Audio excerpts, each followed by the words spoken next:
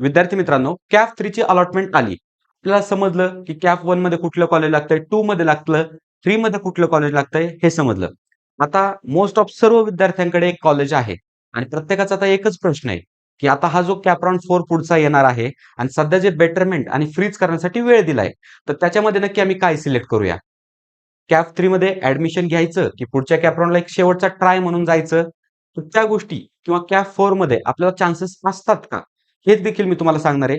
आता कॅप 4 मध्ये जाण्यासाठी काही एक प्रॉब्लेम नाही किंवा कुठलाही रिस्क फॅक्टर वगैरे काही नाहीये. ज्या पद्धतीने आपण कॅप 1, 2, 3 अटेंड केलाय, त्याच पद्धतीने आपल्याला कॅप 4 अटेंड करायचा आहे. बरेचसे जण काय होतात, की पूर्वी कॅप राउंड 3च कॅप राउंड असायचे बरोबर?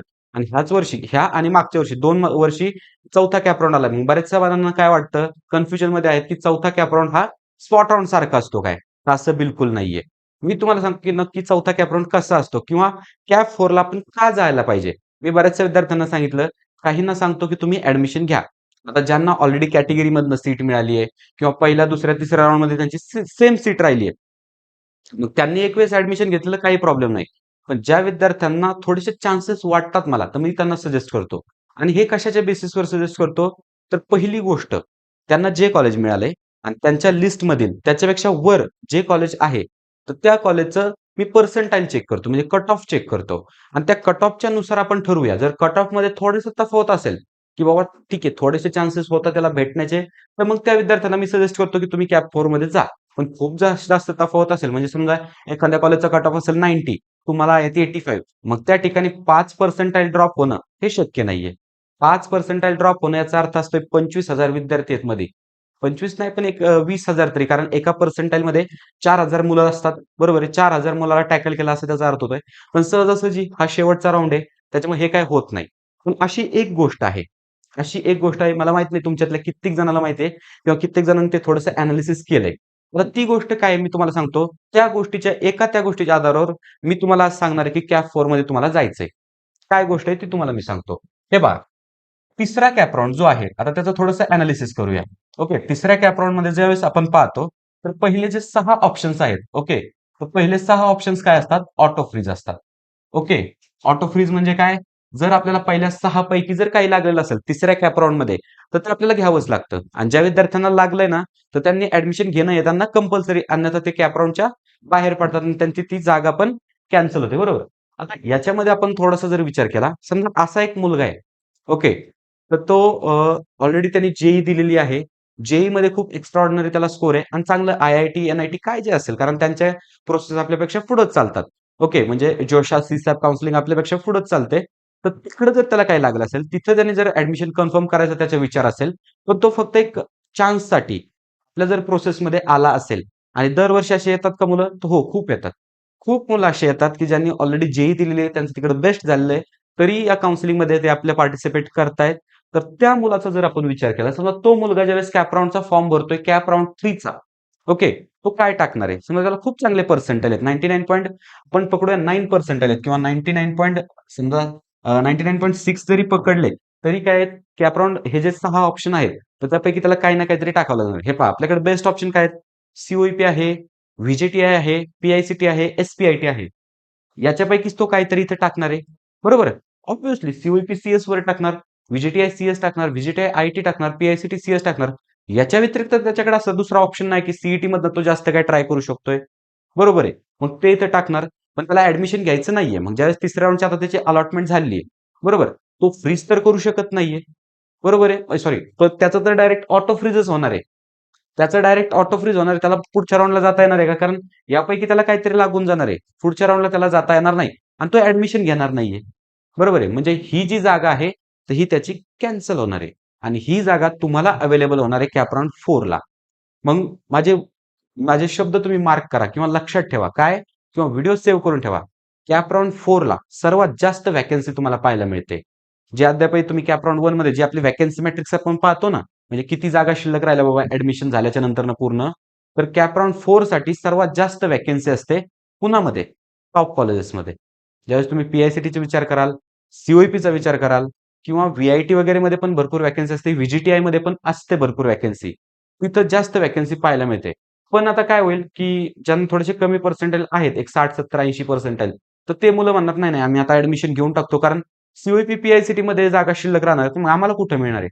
पण असं नाहीये ना. असं का नाहीये? तर विचार करा. समजा सीओईपी मध्ये व्हॅकन्सी तयार झाली, तर पी-आय-सी-टीची मुलं तिकडे अप्लाय करणार आहेत.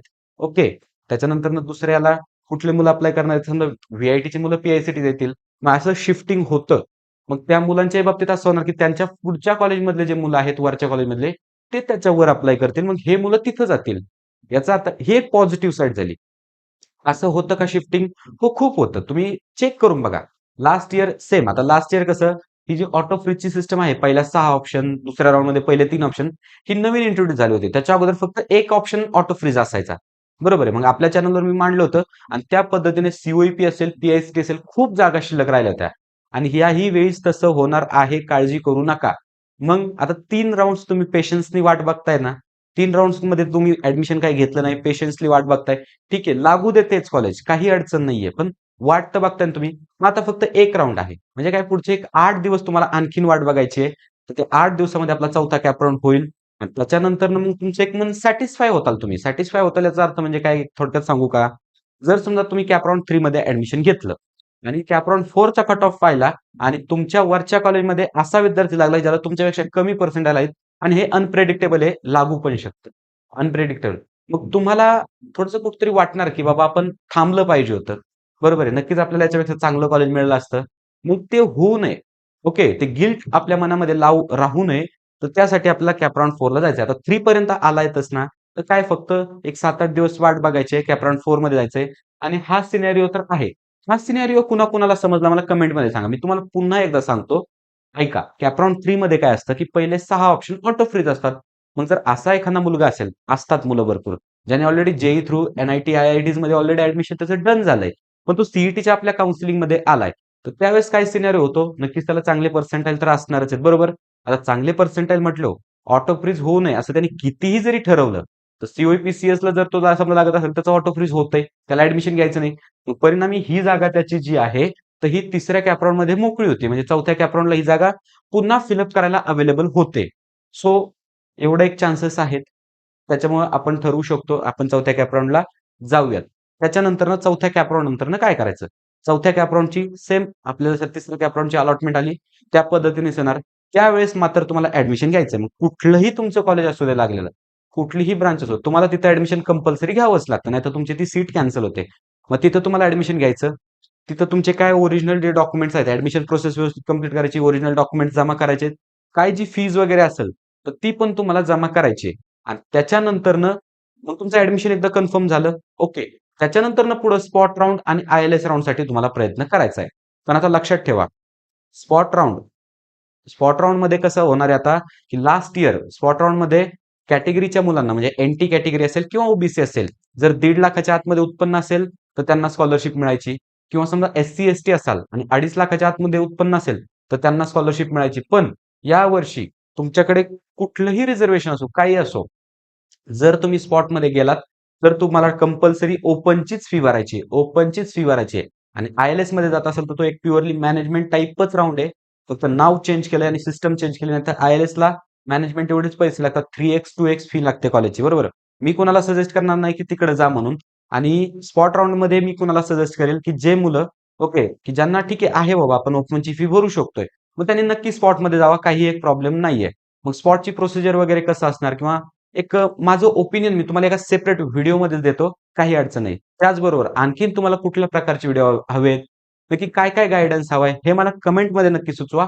मी नक्की त्या टॉपिकवर व्हिडिओ बनवतो. हा व्हिडिओ तुम्हाला कसा वाटला मला कमेंटमध्ये सांगा. व्हिडिओ जर आवडला असेल तर लाईक नक्की करा आणि चॅनलला सबस्क्राईब करा. All the best.